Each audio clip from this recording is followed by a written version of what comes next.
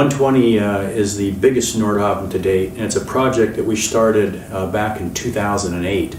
We went through approaching 2 years of tooling production and then the actual construction of the boat, which took until late spring, early summer of this year.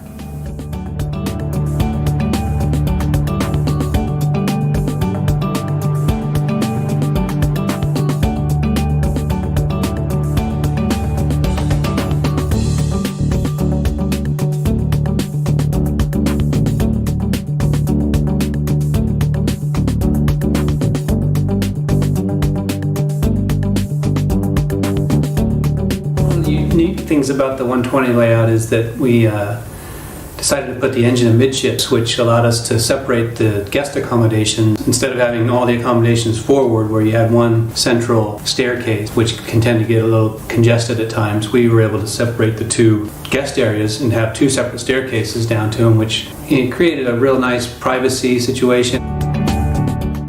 This boat has a full load displacement of almost 900,000 pounds, or actually maybe a little over 900,000 pounds. And even in its empty weight is so big and heavy that it was very, very difficult to arrange for any kind of shipping. It was possible, but the cost was prohibitive. So from fairly early on, we had made a decision to bring the boat back on its own bottom from Ximen, China to Vancouver via Hong Kong.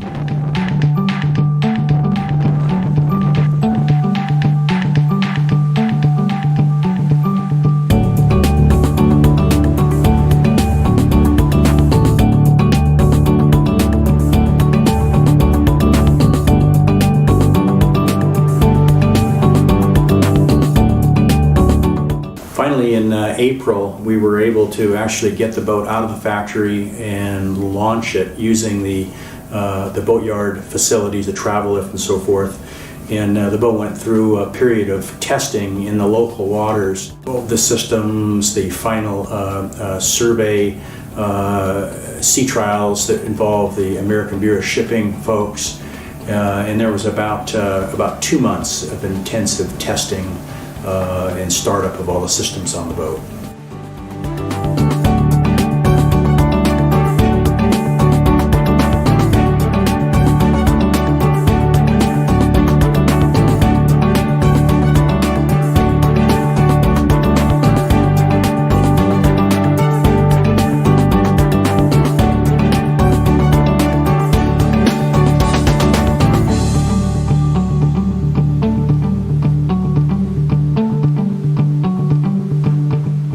So as I mentioned, we had done extensive testing there at the yard prior to our departure with the surveyors from the American Bureau of Shipping. We did high-speed runs, turns, crash stops, running from full speed forward into full speed reverse.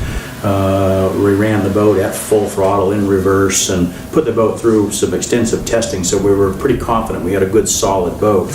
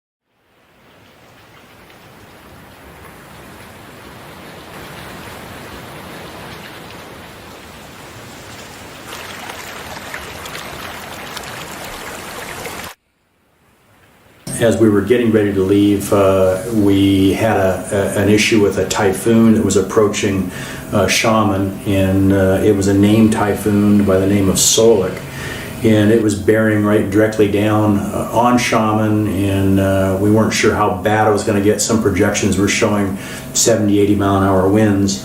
But by the time it got to us, it had kind of fizzled out, and we really got nothing more than maybe 30, 40 knots of wind and some real heavy torrential rain.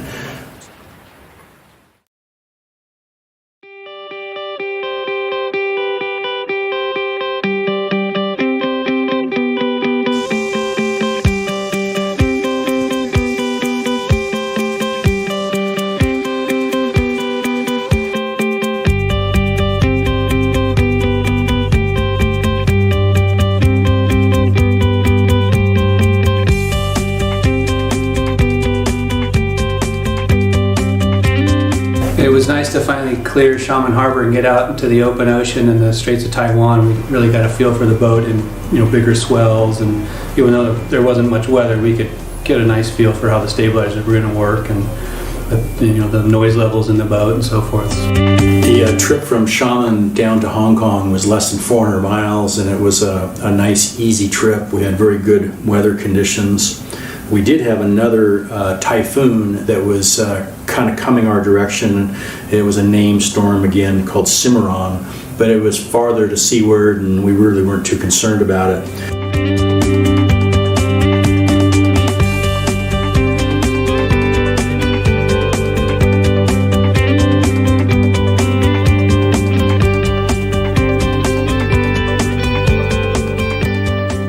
But we had wonderful weather, came into Hong Kong in the morning, decided to go right through the middle of Victoria Harbor with Hong Kong on one side and Kowloon on the other.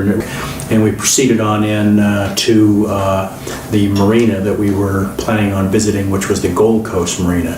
And we were able to come in there mid-afternoon, take a slip and position our boat amongst numerous other mega yachts that were cruising in the area.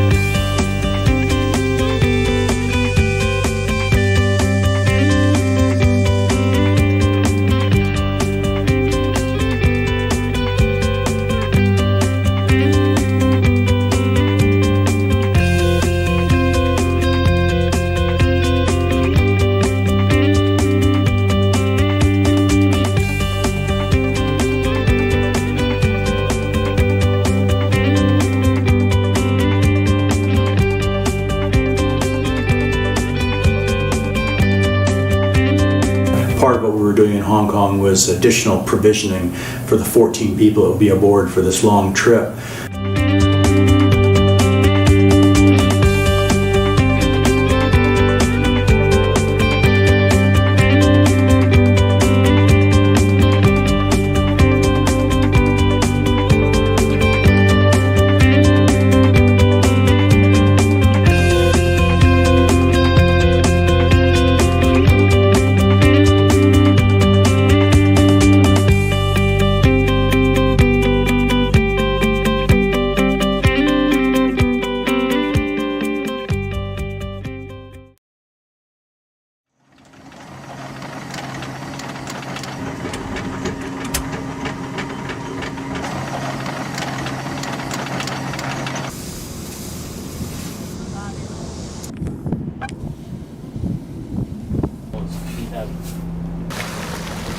Till I come tomorrow morning, like I'll be.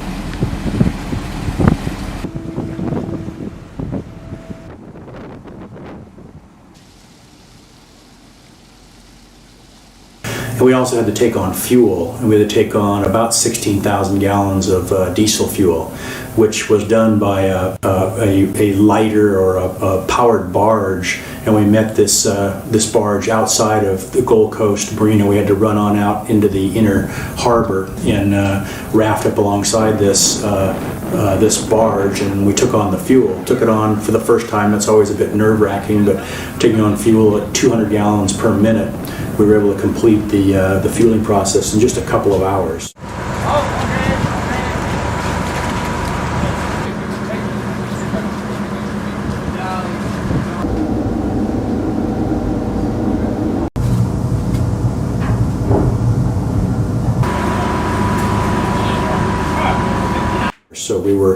completely full of fuel, completed that phase and ran the boat back into Gold Coast for the final provisioning and to wait for our departure clearance.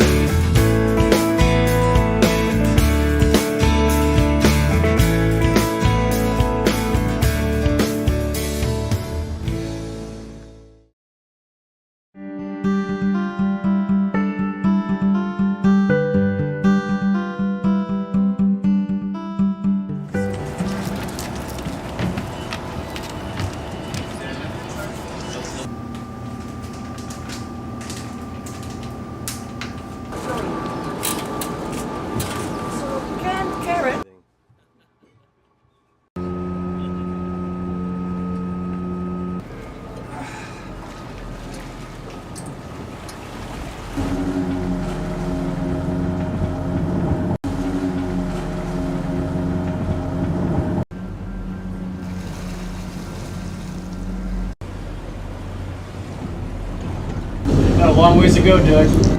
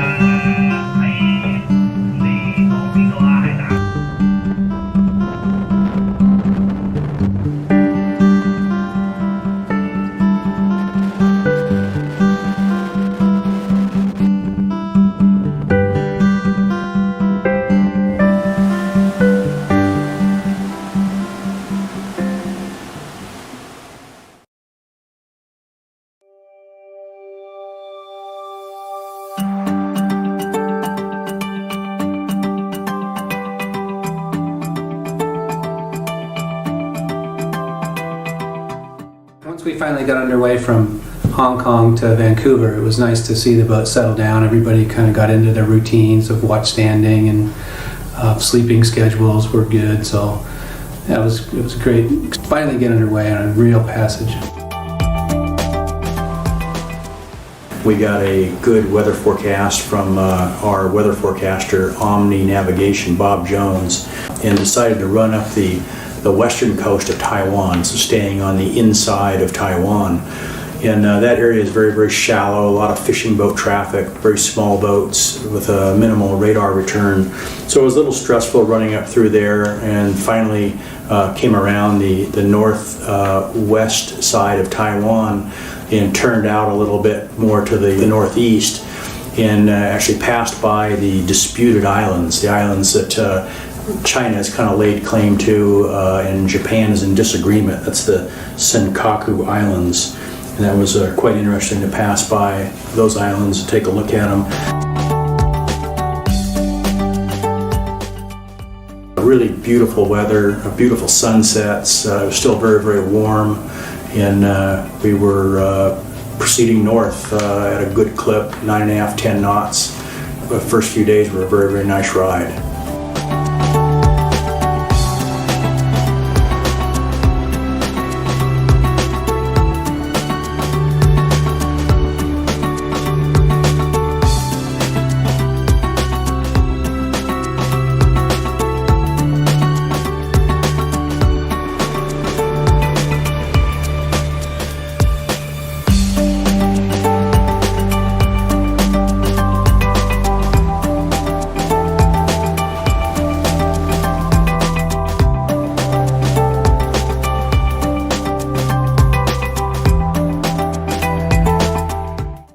And after passing the Senkaku Islands, we had a fairly good stretch, with the next major point of interest being the island of Okinawa. We approached Okinawa fairly early in the morning and ran up its east coast, and everybody was kind of in awe of what had gone on there in World War II. It was interesting to get that close. We got a pretty good view of the eastern coast of the island, where all the fighting took place during World War II.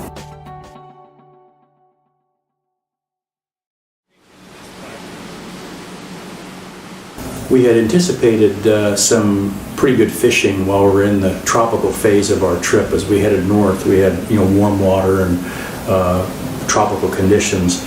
So we had brought along some trolling rigs, which we set, and sure enough, we were able to catch a number of medium, small Dorado. Maybe I have a flat nose.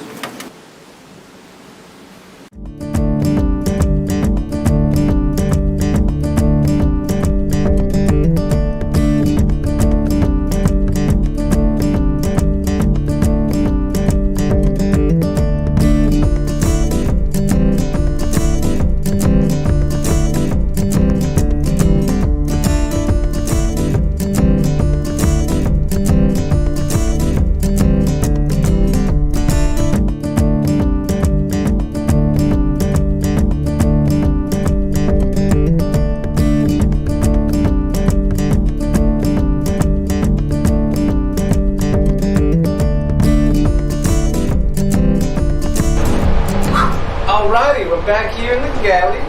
We're getting Matilda all breaded up and ready to fry. Got some sunflower seed oil on. Around 350-ish, 355, maybe 370. Anywhere in there is going to work well. Get a nice golden brown crust on it. On the commercial break, we made some nice homemade flour tortillas.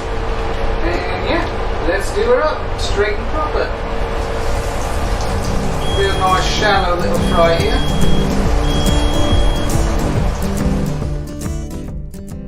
We were lucky to have Derek along as our head chef. He really proved to be a real asset, not only in provisioning the boat, but the meals that he cooked. He was always up at night preparing snacks, and we made the best fish tacos we ever had.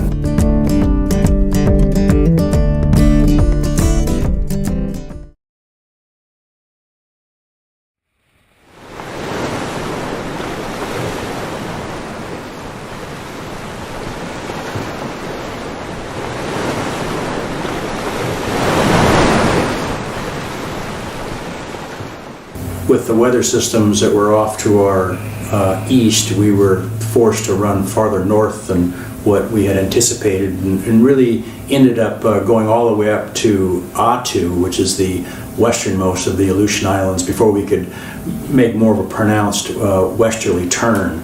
And at that point, our latitude was fairly high, and we'd been lucky up until then. The only weather we had had maybe was in the neighborhood of 25 knots, 30 knots, which on that big boat really doesn't have much effect on it. But as we turned to go more to the west, running around Attu, we started to see some more serious weather that was pushing its way kind of to the north.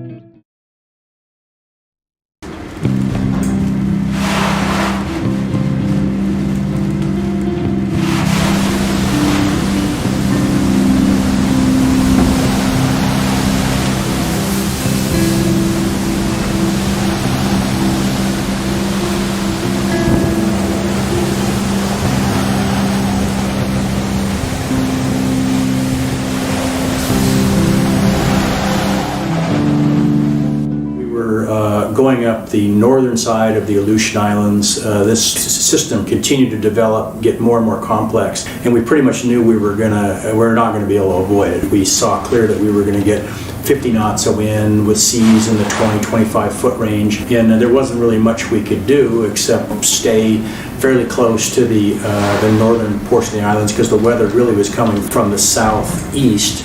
So the ride wasn't too bad until we got up around Adak, and it progressively got worse and worse.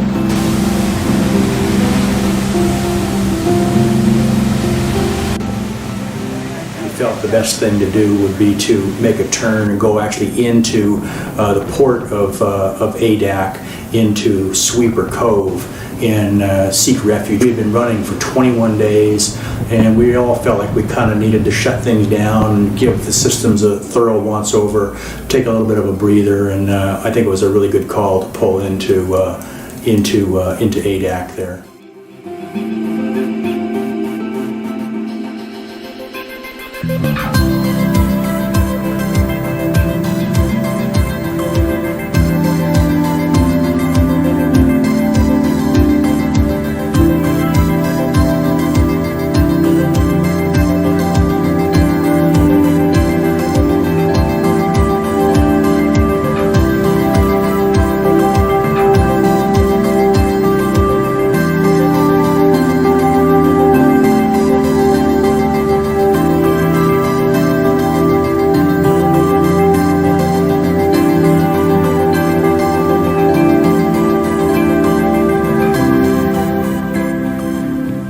The conditions calmed down very nicely. Actually, even the wind abated quite a bit. We were able to launch one of the tenders, and some of us went ashore. We had a restful night on board, and then the next day we were able to do a little bit of sightseeing.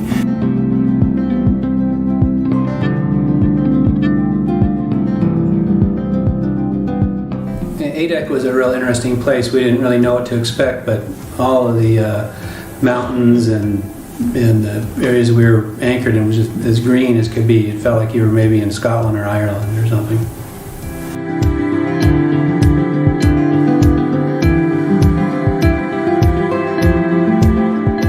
I ended up meeting the harbor master, Elena, who was just a sweetheart of a lady. Was very, very helpful and real gracious. We actually had Elena along with a couple of her friends on board the boat that night, the second night that we were there for dinner, and that was a real treat for us all and a lot of fun, and we took them all back ashore.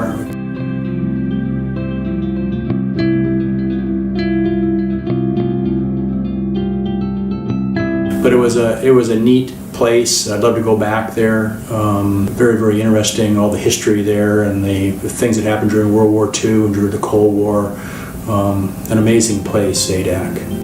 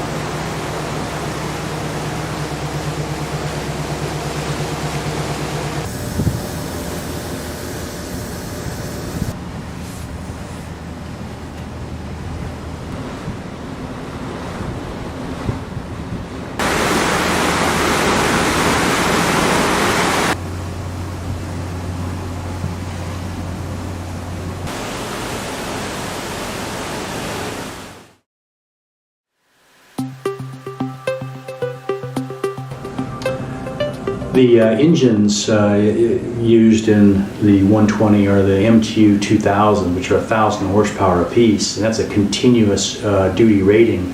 And coming across this long trip, we were running these engines consuming only about 200 horsepower per side. So at that low power setting, the MTU recommended that we run the engines hard for about a half an hour per 24 hours, which we did. We'd run them right up to the continuous duty rating, which would take our speed from about 9.5, 10 knots, which we were cruising at, up to about 14 knots. And it was always something that everybody kind of enjoyed to watch, as you know, the 2,000 horsepower being put in the water with about a 90 gallon per hour consumption. It created a big, powerful boiling wake, and it was something that everybody kind of looked forward to and watched on a daily basis.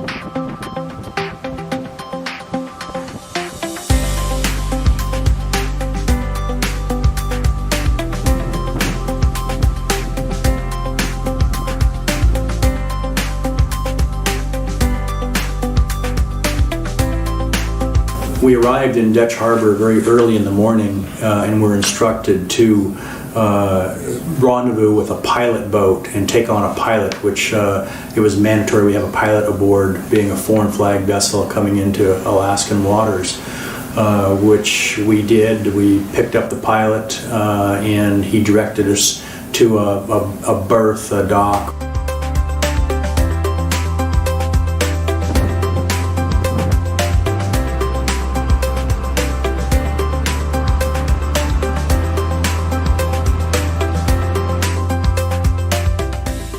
We were able to tie up at, and that was where we took on fuel, and we were able to get on and off the boat and do some additional provisioning and so forth there.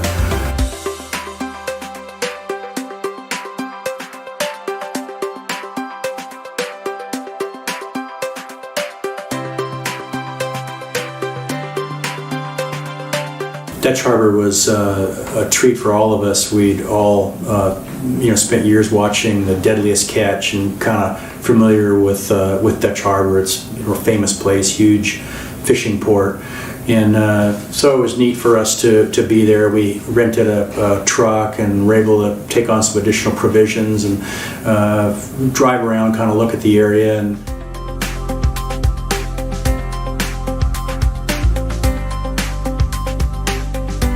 And we had a lot of the commercial fishermen actually approach and ask about the boat.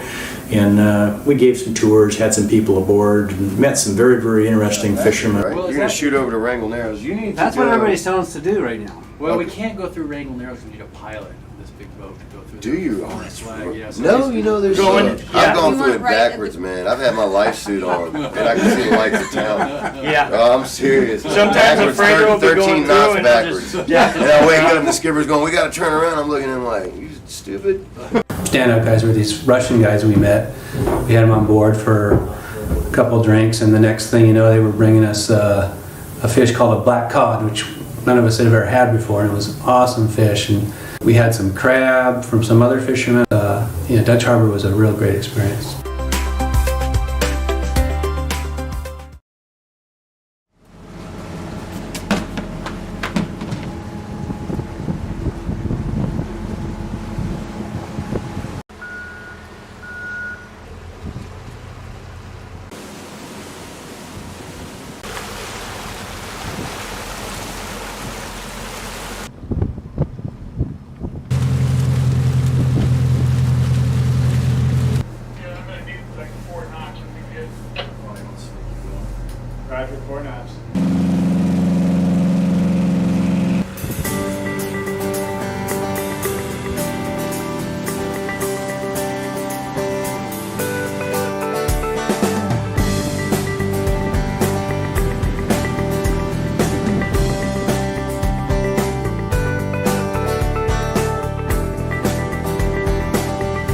We finally got our clearance to depart Dutch Harbor. We had taken on about 5,000 gallons of fuel just to make sure we had plenty to get on into Vancouver.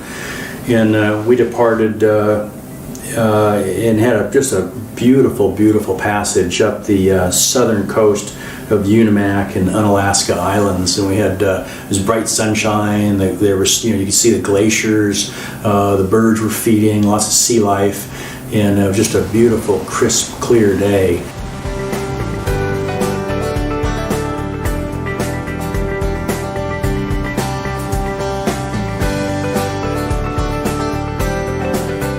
We were on our way to Vancouver. We're excited. This was the last leg of our trip. Been a long haul, and we were getting close and excited about this last leg.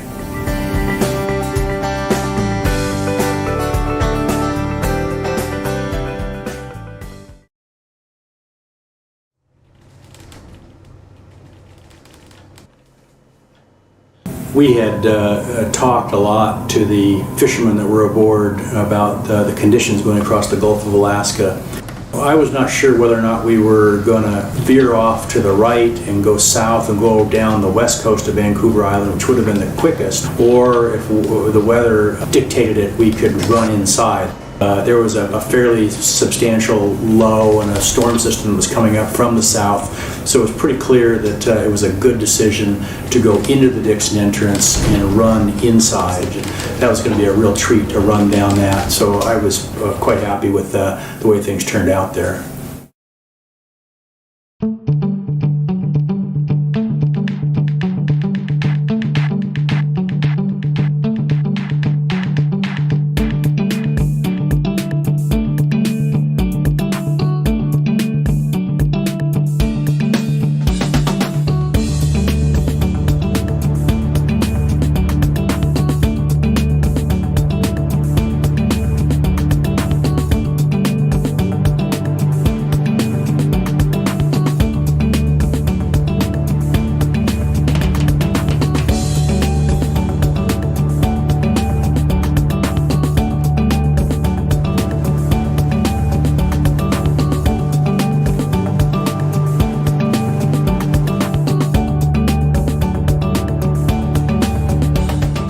Yeah, upon entering the Dixon entrance, we proceeded on into the proper inside passage, running down the Grenville Channel. And this really spectacular scenery. You're running down a fairly narrow channel with beautiful mountains. The scenery. We ran down the Grenville Channel.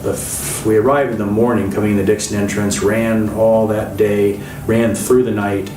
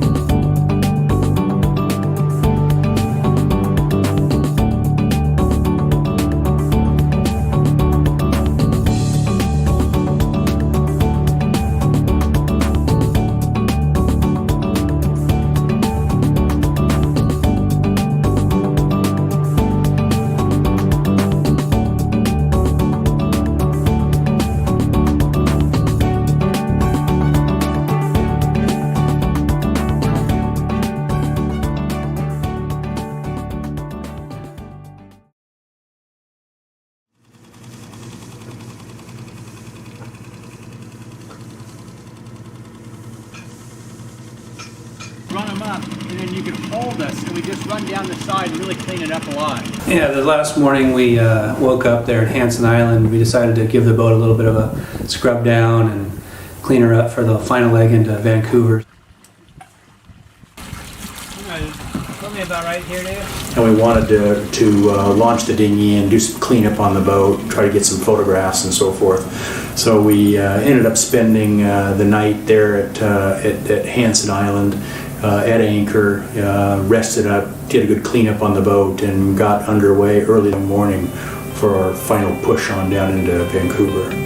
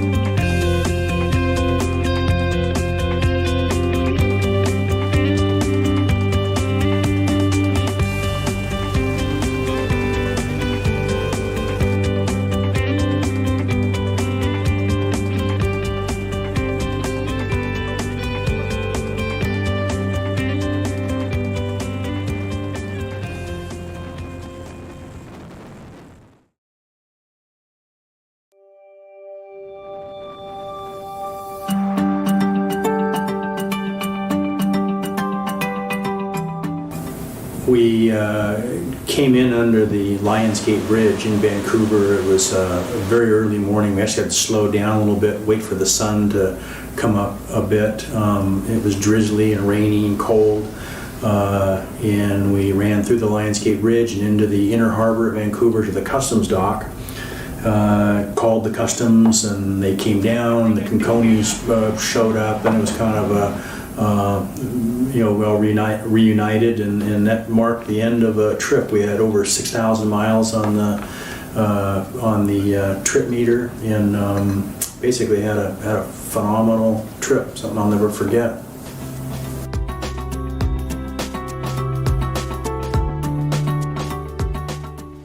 The final little leg was to run the boat from Vancouver on up to Port Moody, and the Conconis, were aboard and actually brought their son aboard, and it was a great, day to run that boat up to Port Moody. The last challenge that we faced was to lower the hydraulically actuated mast, and the radar and electronics antennas would come down hydraulically, and we raised the door to the Conconis boathouse, and we were able to run the boat, 120-foot boat, within this beautiful boathouse that was kind of designed to accommodate it.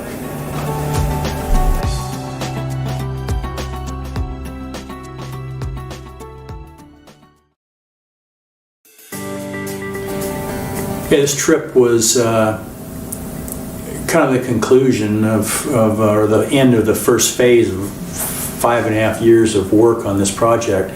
And Jeff and I both wanted to be on board the boat and participate in the delivery, and it was fantastic to be in control of that boat, to experience it, see its capability, feel the way that it operated, and really immerse ourselves into the operation of the boat. We've always done that with boats we built in the past, and it was a terrific learning experience, always has been. The decision to go on the trip, I think, was a good one. Both Jim and I agreed that it was important for us to be on the boat. We learned a lot, to be on a boat for 6 weeks or whatever it was we were on. You just learn so much more than you do on a normal little sea trial or even overnight trips.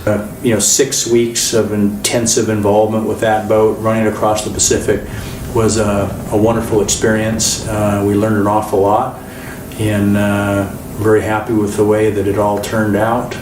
Look forward to building, launching, and bringing back the next one.